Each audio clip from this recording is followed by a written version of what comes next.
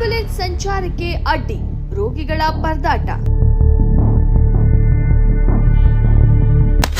ಆಸ್ಪತ್ರೆ ಸಿಬ್ಬಂದಿಗೆ ಅವಾಚ್ಯ ಶಬ್ದಗಳಿಂದ ನಿಂದನೆ.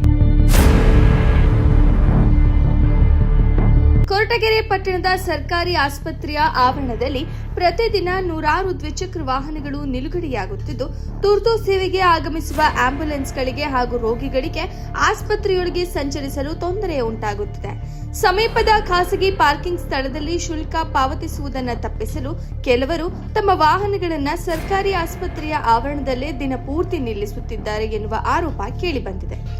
ಇದರಿಂದ ಆಸ್ಪತ್ರೆಗೆ ಚಿಕಿತ್ಸೆಗೆ ಬರುವ ರೋಗಿಗಳು, ವೃದ್ಧರು ಹಾಗೂ ತುರ್ತು ಚಿಕಿತ್ಸೆಗೆ ಆಗಮಿಸುವ ಆಂಬ್ಯುಲೆನ್ಸ್ ಸಿಬ್ಬಂದಿ ಪರದಾಡುವಂತಾಗಿದೆ.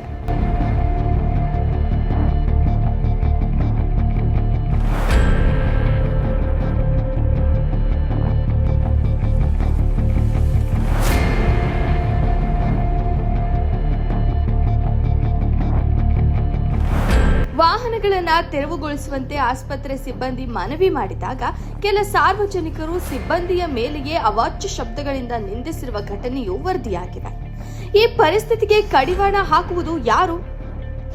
ಆಸ್ಪತ್ರೆ ಆಡಳಿತವೇ, ಪೊಲೀಸ್ ಇಲಾಖೆಯೇ ಅಥವಾ ಸಂಬಂಧಪಟ್ಟ ಅಧಿಕಾರಿಗಳೇ ಎಂಬ ಪ್ರಶ್ನೆ ಸಾರ್ವಜನಿಕರಲ್ಲಿ ಮೂಡಿದೆ. ಮುಂದಿನ ದಿನಗಳಲ್ಲಿ ಆಸ್ಪತ್ರೆಯ ಆವರಣವನ್ನ ರೋಗಿಗಳು ಮತ್ತು ತುರ್ತು ಸೇವೆಗಳಿಗೆ ಮಾತ್ರ ಮೀಸಲಿಟ್ಟು ಆಂಬ್ಯುಲೆನ್ಸ್ಗಳ ಸುಗಮ ಸಂಚಾರಕ್ಕೆ ಅಗತ್ಯ ಕ್ರಮ ಕೈಗೊಳ್ಳಲಾಗುತ್ತದೆಯೇ ಎಂಬುದನ್ನು ಕಾದು ನೋಡಬೇಕಾಗಿದೆ. ಸಮಸ್ಯೆಯನ್ನ ಜನರ ಮುಂದೆ ತರುವುದು ನಮ್ಮ ಕೆಲಸ. ಅದಕ್ಕೆ ಶಾಶ್ವತ ಪರಿಹಾರ ಕಲ್ಪಿಸುವುದು ಸಂಬಂಧಪಟ್ಟ ಇಲಾಖೆಯ ಜವಾಬ್ದಾರಿ.